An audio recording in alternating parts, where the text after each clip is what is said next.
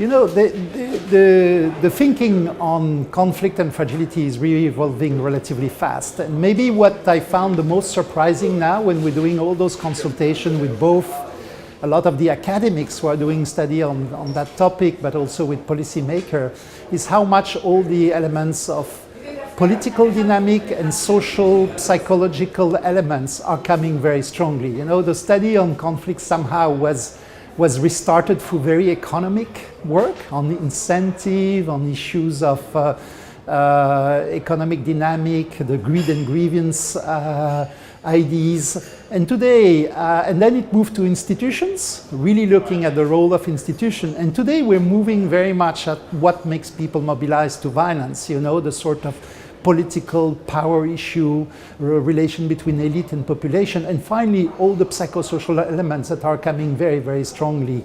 The role of narrative, the role of perception. So that has struck me very, very much in both discussion with academic and policymakers. It's a very, very interesting experience because we come from relatively different type of perspective. The United Nations has this very strong normative role and tries to apply a lot the sort of international norm that have been defined by the Security Council and the General Assembly. And we are very, very field-oriented in the sense that we're looking at what seems to work or not work. And we are quite disconnected from a lot of the large normative issues, though we try to take them into consideration. But it's a very different approach overall. And it's really interesting to try to reconcile those two approaches. And it's a very rich experience, I think, to try to bring those two approaches together. And I really believe the more I work with my colleague of the UN that it's a very important element for the World Bank. The World Bank is highly technocratic, which has some advantage, but it really needs to bring the more normative element. And the same with the United Nations, I think, especially some of the more the organizations that are more linked directly to the Security Council decisions like the PKO, DPA, they have a different approach to a lot of what is done in the field.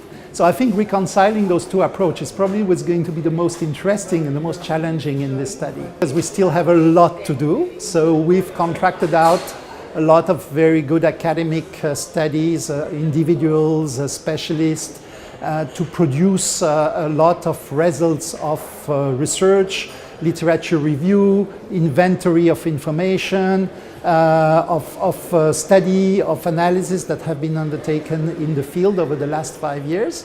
And now we need to sort of, we have those consultations we're carrying out here in West Africa, we've carried them in the Middle East, we'll go to East Africa, we'll go to Asia, we'll go also to Latin America. We need to really hear a lot from the field, from people who are day-to-day involved with dealing with those conflicts, what's their view on prevention. And then after that, we'll need to pull all this together.